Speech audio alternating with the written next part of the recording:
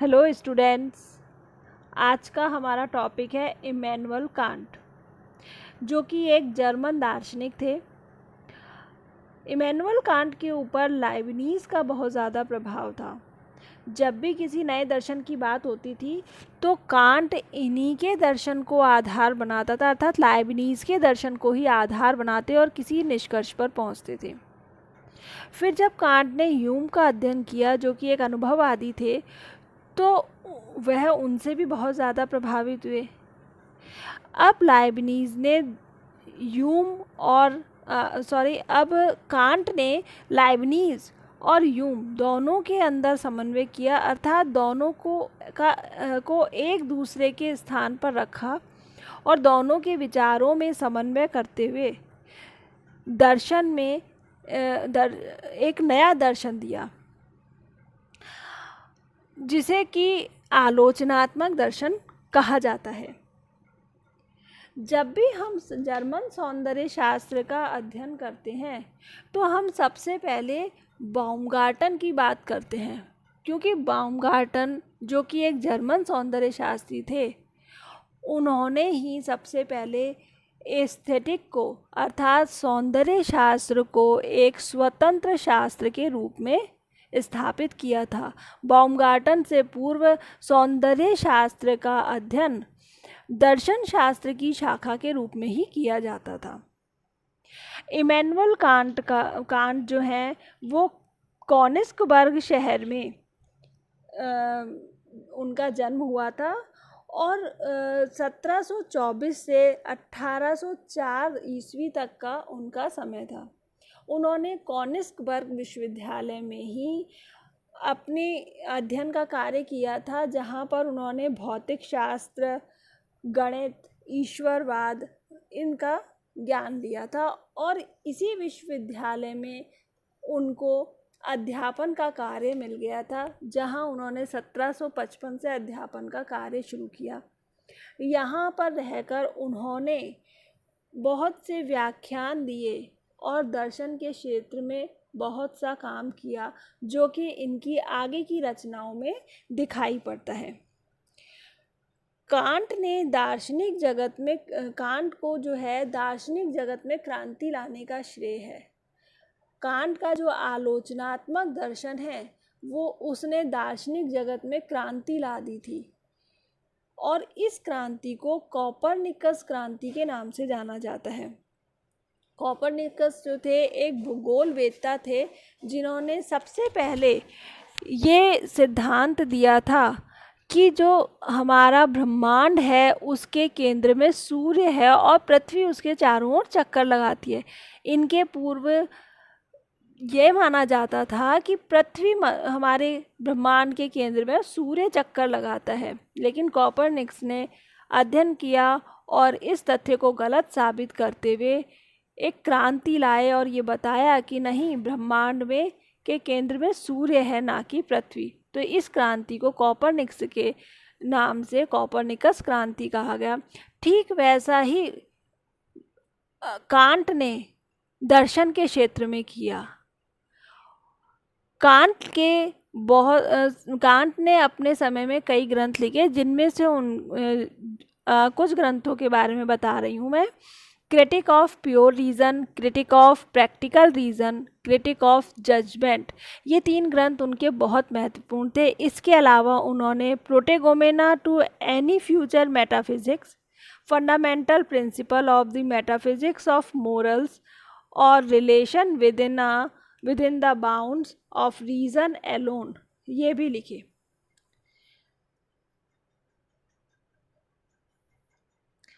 Can't के समय में 2 प्रकार की विचारधाराएं थी।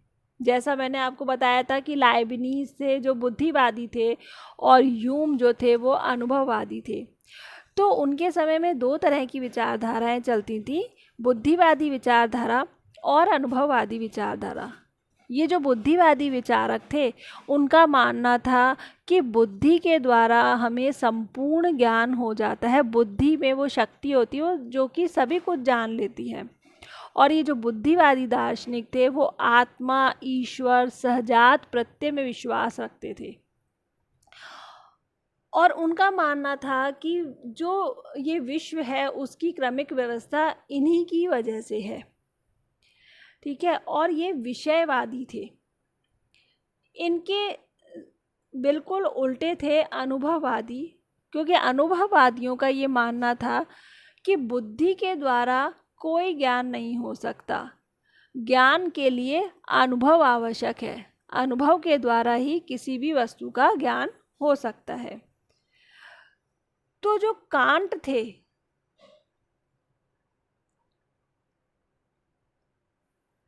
कांट ने इन दोनों पक्षों में समझौता करवाकर मध्यम मार्ग की स्थापना की।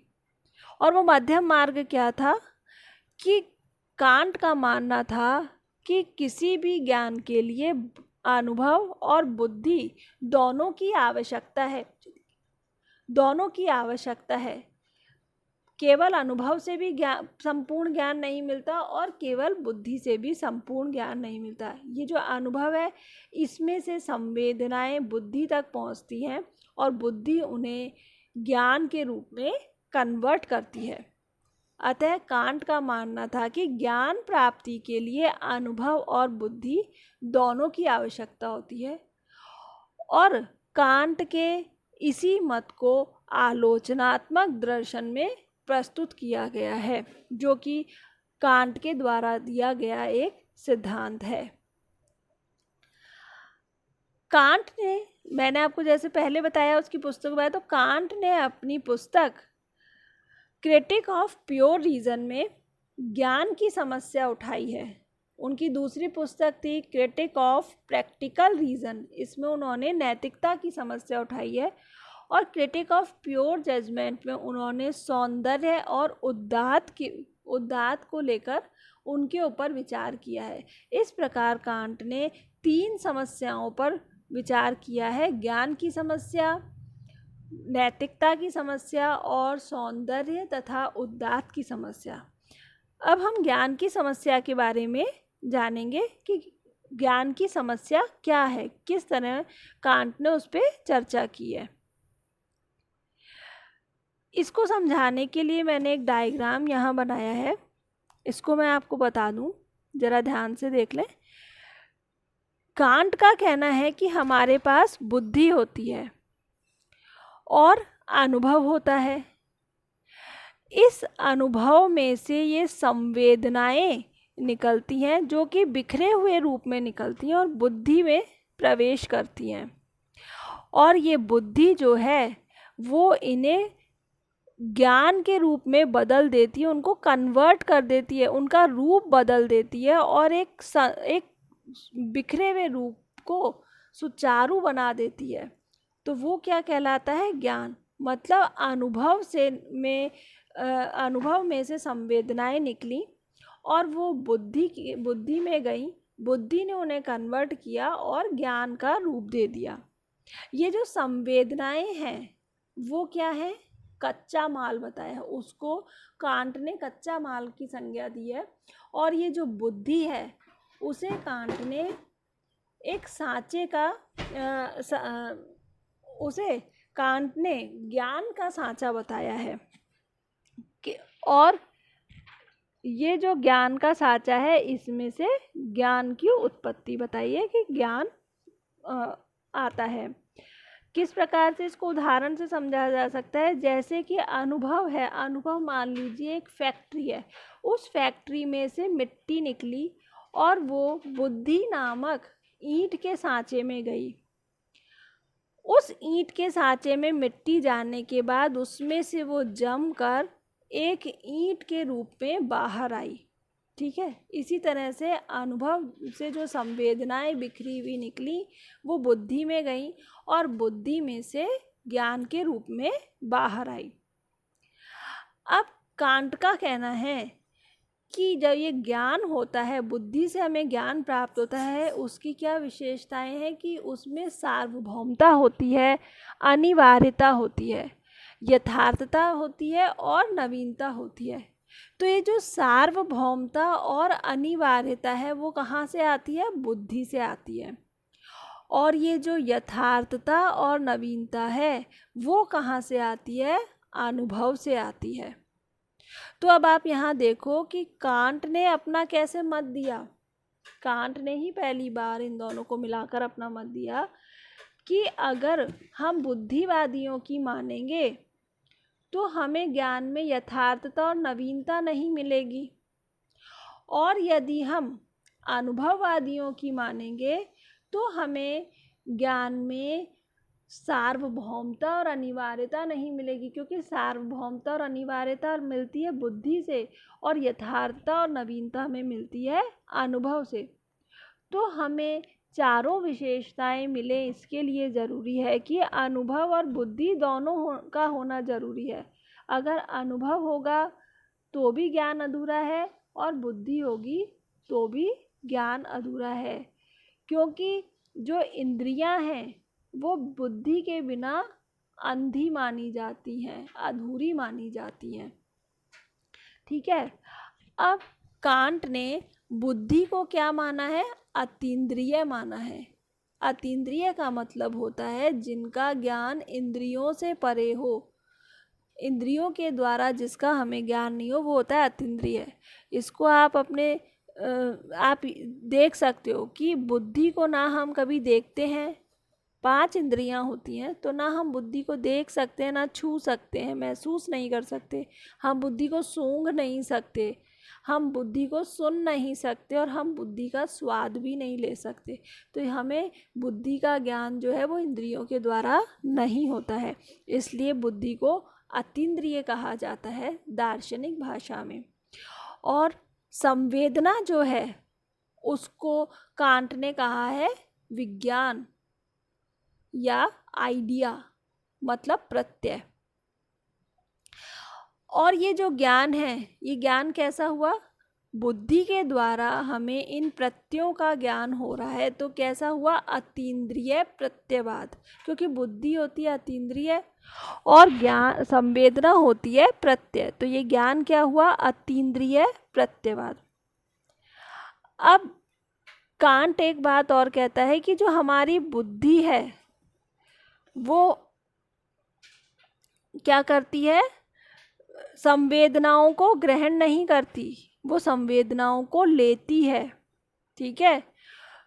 तो इसका मतलब क्या हुआ? कांट ने बुद्धि की जो है तुलना किससे की है? चींटी और मधुमक्खी से की है, क्योंकि जो चींटियां हैं उनका काम है सामान लाना, सामान को एकत्र करना, और मधुमक्खियों का काम है कि सामान जो आ रहा है जगह जगह से लाए हैं उसको मॉडिफाइड कर देना, क्योंकि मधुमक्खियां जो हैं भिन्न भिन्न फूलों पे बैठ के रस लेके आती हैं और उन रसों को रूप बदल देती हैं। किसके रूप में? शहद के रूप में कर देती हैं। तो कांट ने बुद्धि को क्या कहा है कि वो मधुमक्खियों की तरह काम करती है, वो संवेदनाओं को लेती है और उनका रूप परिवर्तित कर देती है, किसमें? ज्ञान में।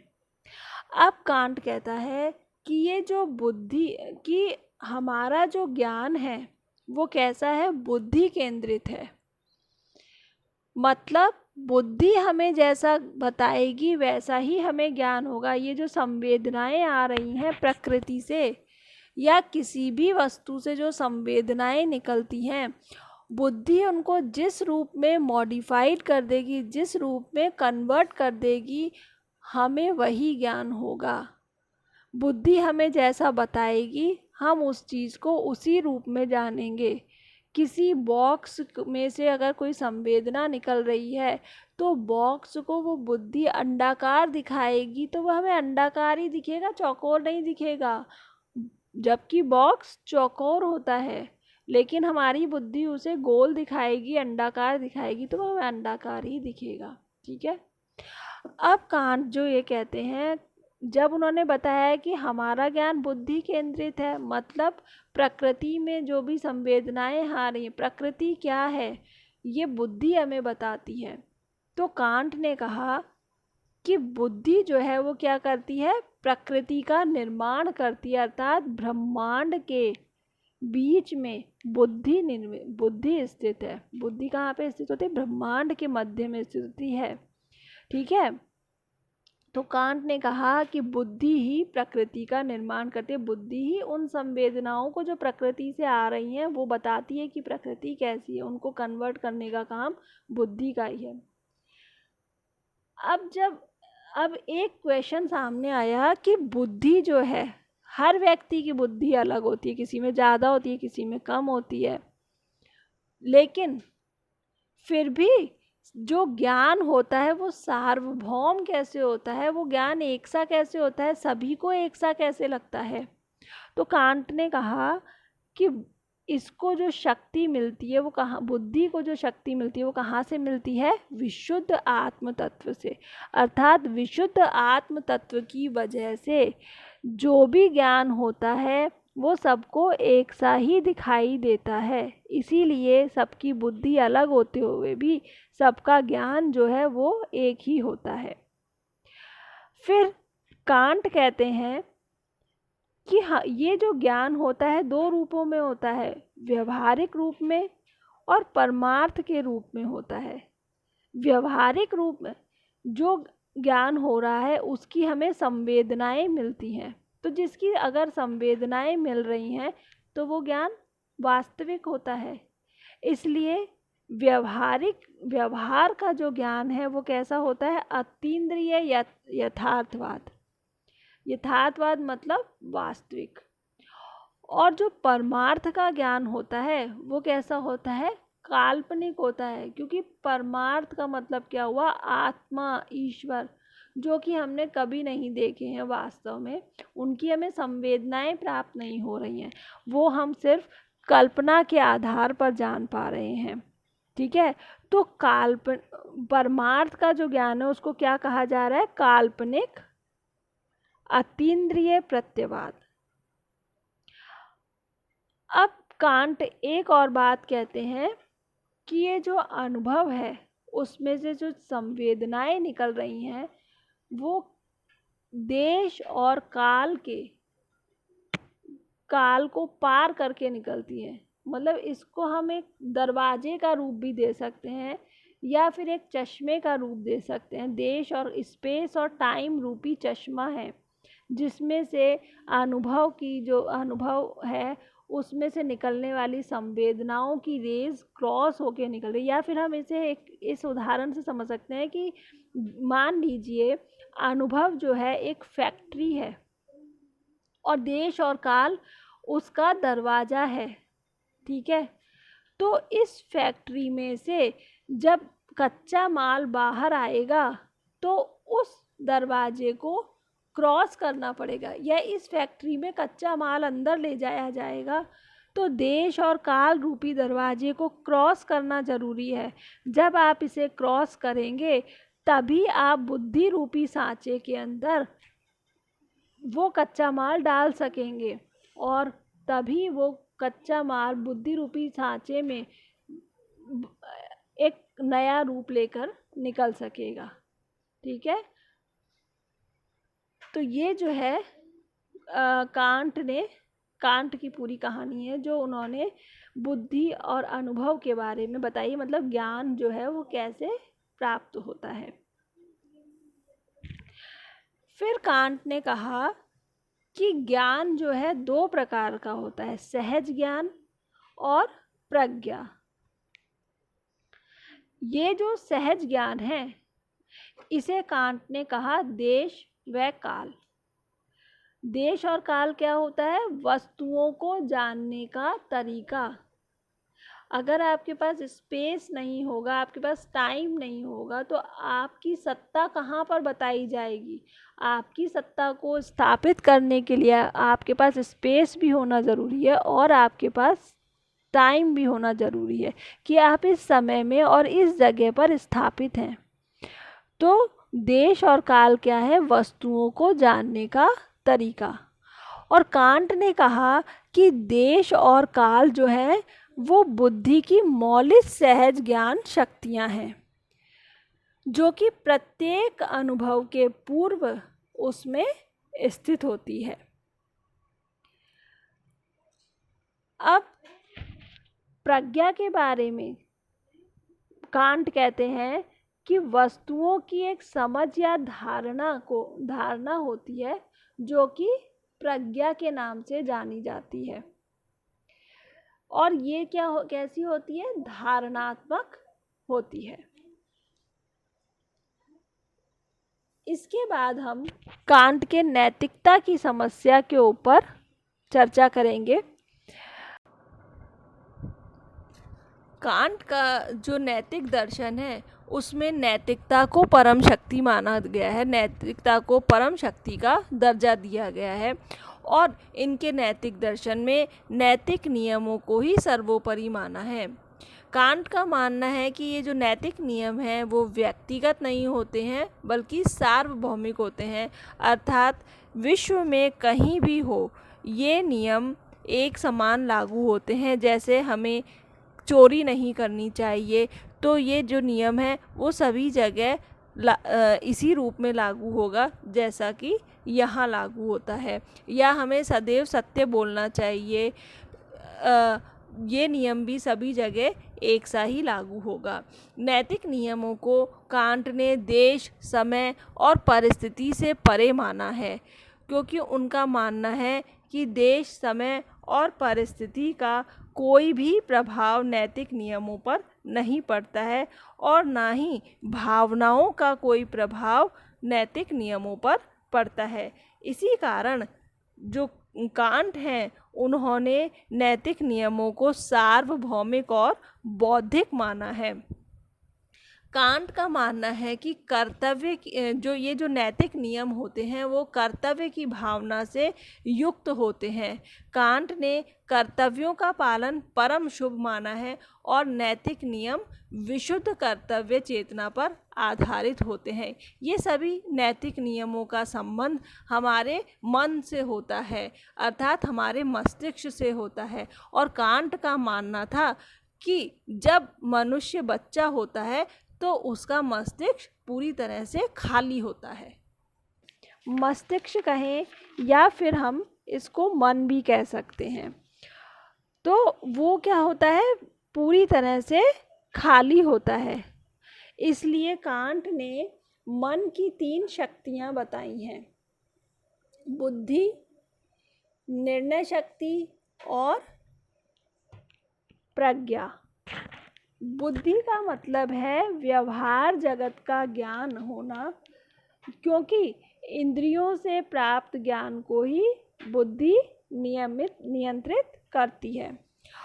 और प्रज्ञा क्या होता है? इसमें ईश्वर, धर्म के नैतिक प्रत्यय और आत्मा के प्रत्यय का ज्ञान होता है प्रज्ञा के द्वारा। बुद्धि से उच्च अवस्था को क्या बोलते हैं? प्रज्ञा बोलते हैं। और जो निर्णय शक्ति होती है वो बुद्धि और प्रज्ञा दोनों को जोड़ने वाली शक्ति होती है, उसे क्या बोलते हैं? निर्णय शक्ति। ये 2 प्रकार की होती है। इसमें 2 प्रकार के निर्णय होते हैं। एक तो होते हैं सामान्य निर्णय और एक होते हैं मननात्मक निर्णय। ये जो सामान्य निर्णय होते हैं वो क्या होते हैं? समाज के द्वारा बनाए गए नियम होते हैं। और मननात्मक निर्णय वो होते हैं जिसके ऊपर मनन किया जा सके, विचार किया जा सके, या फिर ये कहें कि विशेष के माध्यम से सामान्य की खोज करना, वो कहलाते हैं मननात्मक निर्णय। मननात्मक निर्णय में हम हमेशा अनुकूलता की खोज करते हैं। इसके बाद हमारी आती है सौंदर्य क्या है। जो तीसरी समस्या है सौंदर्य और उदात्त की समस्या, तो उसमें हम पहले सौंदर्य के बारे में जानेंगे कि सौंदर्य क्या है। तो जो कांट थे उनका मानना था कि यदि कोई वस्तु रुचिकर हो और प्रयोजन से भी मुक्त हो, मतलब उसके पीछे कोई कारण नहीं हो, तो उससे जो अनुभूति हमें होती है वो सौंदर्य कहलाता है। और ये जो सौंदर्य है इसका अनुभव करते समय हम किसी भी तरह के दबाव में नहीं होते हैं या हमें कोई भी इच्छा या आवश्यकता के वशीभूत होना भी ज़रूरी नहीं है। मतलब ऐसा नहीं है कि हम किसी इच्छा से दबकर या किसी के दबाव में आकर के आनंद प्राप्त करें। ये जो आनंद हमें मिलता है वो स्वतंत्र होता है। अगर हमारी उसमें रुचि होगी तो हमें आनंद मिलेगा, और अगर हमारी उस चीज़ में रुचि नहीं होगी तो हमें आनंद नहीं मिलेगा। अब जो ये कांट हैं वो क्या है, सार्वभौमिक सौंदर्य को मानते थे। उनका मानना था कि सौंदर्य अनुभूति के समय एक विशेष प्रकार की मानसिक अवस्था हो जाती है। कैसी अवस्था होती है वो विशेष प्रकार की? उसमें क्या होता है कि दर्शक और वस्तु अलग अलग होते हुए भी उनमें एक सामंजस्य आ जाता है। मतलब जो विषय है और जो विषयी है, विषयी तो होता है दर्शक और विषय होता है हमारा जो पात्र है। मान लीजिए नाटक हो रहा है तो उसमें जो पात्र है वो है विषय, और जो दर्शक है वो हो जाता है विषयी। इन दोनों में सामंजस्य हो जाता है। जब इन दोनों में सामंजस्य हो जाता है तो हमें एक अलग प्रकार के आनंद की अनुभूति होती है, और उसी अनुभूति को हम क्या कहते हैं, सौंदर्य कहते हैं। और यह जो अनुभूति होती है भले से ही व्यक्तिगत होती है, लेकिन व्यक्तिगत होते हुए भी वो अनुभूति सार्वभौमिक होती है। मान लीजिए कि आप कोई करुण रस पर आधारित नाटक देख रहे हैं। भले से आपको उसमें करुणा की व्यक्तिगत अनुभूति हो रही होगी, लेकिन जितने और लोग भी उसको देख रहे होंगे तो उन्हें भी उसी करुणा की अनुभूति होगी जो आपको हो रही है। तो वो कैसी हो गई, सार्वभौमिक हो गई। तो कांट जो थे वो सार्वभौमिक सौंदर्य में विश्वास रखते थे। कांट का कहना था कि जो सौंदर्य है वो आनंद, रुचि और मन की तरह की सहानुभूति के कारण उत्पन्न होता है। मन में एक तरह की सहानुभूति हो और आनंद और रुचि हो तो सौंदर्य उत्पन्न होता है। मतलब किसी भी वस्तु में हम सौंदर्य है जो है वो तर्क के द्वारा उत्पन्न नहीं कर सकते। सौंदर्य का सीधा संबंध रुचि से होता है। अगर रुचि होगी तो हमें सौंदर्य आनंद की अनुभूति अवश्य होगी। अब कांट कहते हैं कि जो सौंदर्य है वो दो प्रकार का होता है। एक होता है प्रयोजन सापेक्ष सौंदर्य और एक होता है प्रयोजन निरपेक्ष सौंदर्य। प्रयोजन सापेक्ष जो सौंदर्य है उसके अंतर्गत मतलब वो सौंदर्य का एक ऐसा प्रकार है जिसमें वस्तु के सौंदर्य के प्रति सचेत रहते हुए हम उसके विशिष्ट प्रयोजन से भी परिचित रहते हैं। मतलब वस्तु का सौंदर्य भी हमें दिखाई दे रहा है, लेकिन उसके पीछे कोई ना कोई उपयोगिता भी है जिसकी वजह से वो हमें ज़्यादा सुंदर दिखाई दे रहा है, उसकी वजह से हमें ज़्यादा आनंद आ रहा है। इसीलिए कांट ने प्रयोजन सापेक्ष सौंदर्य में दो प्रकार का आनंद बताया है। पहला आनंद है रूप बोध का और दूसरा आनंद है उपयोगिता का आनंद। मतलब हमें वस्तु के रूप से भी आनंद मिल रहा है और उसकी हमारे जीवन में कुछ उपयोगिता है, इसलिए हमें उससे और भी ज़्यादा आनंद मिल रहा है। उपयोगिता की वजह से भी वो वस्तु हमें सुख दे रही है। ये जो रूप बोध का आनंद होता है वो शुद्ध आनंद होता है, क्योंकि उसके पीछे कोई कारण नहीं होता है। और जो उपयोगिता का आनंद है वो प्रयोजन सापेक्ष आनंद है। मतलब उसके पीछे कोई ना कोई उपयोगिता है, कोई ना कोई कारण है, कोई प्रयोजन है, इसलिए वो प्रयोजन सापेक्ष आनंद है। और जो प्रयोजन निरपेक्ष सौंदर्य है इसको कांट ने स्वतंत्र सौंदर्य कहा है, क्योंकि ये प्रयोजन रहित होता है। जैसे मान लीजिए कि एक कोई सुंदर फूल है, किसी बाग में कोई सुंदर फूल है, तो उसमें अपना स्वतंत्र सौंदर्य होता है, क्योंकि फूल देखने में सुंदर है और हमारे को उससे कोई काम नहीं है। तो उसका अपना स्वतंत्र सौंदर्य। लेकिन जो अगर कोई वनस्पति शास्त्री होगा तो सामान्य व्यक्ति के लिए तो उस फूल में स्वतंत्र सौंदर्य होगा, लेकिन उस वनस्पति शास्त्री के लिए उसमें स्वतंत्र सौंदर्य नहीं होगा, क्योंकि वो उस पर रिसर्च कर रहा है तो उसमें उसकी उपयोगिता भी जुड़ी हुई है। ठीक है, इस प्रकार यदि किसी वस्तु में उपयोगिता होती है, उपयोगिता का कोई कारण होता है, तो वो प्रयोजन सापेक्ष, कोई ना कोई कारण है, और जिसमें कोई कारण नहीं होता वो प्रयोजन निरपेक्ष सौंदर्य कहलाता है। अब कांट जो है उन्होंने संपूर्ण सौंदर्य बोध को उदात्त नामक प्रत्यय के द्वारा समझाया है। उदात्त का जो प्रत्यय है, उदात्त का जो प्रत्यय है वो कांट का तीसरा महत्वपूर्ण योगदान कहा जाता है। पहला योगदान तो है कांट का ज्ञान की समस्या, दूसरा नैतिकता, उसमें निर्णय शक्ति की जो व्याख्या कही है वो उसका दूसरा योगदान है, और तीसरा योगदान है उदात्त का प्रत्यय। ये जो उदात्त का प्रत्यय है वो क्या होता है, सबलाइम होता है, अर्थात परम सौंदर्य होता है। उदात्त का जो प्रत्यय है वो क्या होता है, नैतिक प्रत्यय होता है, और ये आकृति रहित होता है, इसकी कोई आकृति नहीं होती, अनंत होता है, विस्तारित होता है, क्योंकि ईश्वर, आत्मा, इनका जो ज्ञान है वो उदात्त के प्रत्यय के अंतर्गत आता है, और उसकी कोई आकृति नहीं, वो असीम है, अनंत है। ठीक है, अब सौंदर्य और उदात्त दो रूपों में उस कांट ने सौंदर्य की समस्या की बात करी। तो जो कांट का कहना है कि सुंदर वस्तु का जो ज्ञान है वो हमें बुद्धि के द्वारा होता है, और उदात्त के प्रत्यय का ज्ञान हमें प्रज्ञा के द्वारा होता है, क्योंकि प्रज्ञा जो है वो बुद्धि से श्रेष्ठ रूप है, और उदात्त का प्रत्यय का ज्ञान प्रज्ञा ही कराती है। इसके बाद कांट जो है वो प्रतिभा शक्ति की व्याख्या करते हैं। प्रतिभा शक्ति क्या होता है, कलात्मक रचना की प्रक्रिया जो कि प्रत्येक व्यक्ति में किसी ना किसी रूप में विद्यमान होती है,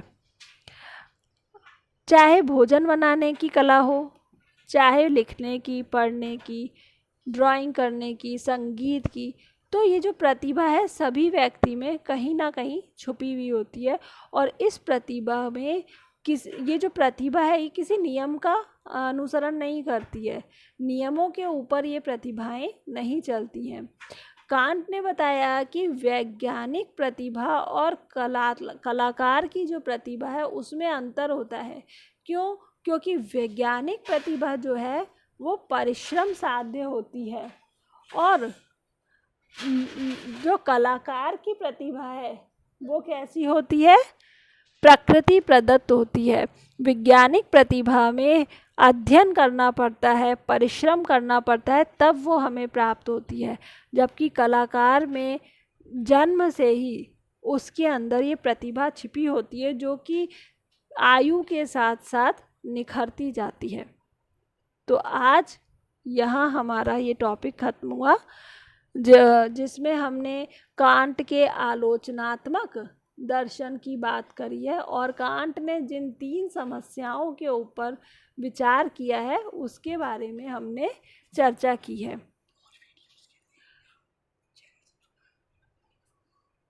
थैंक यू।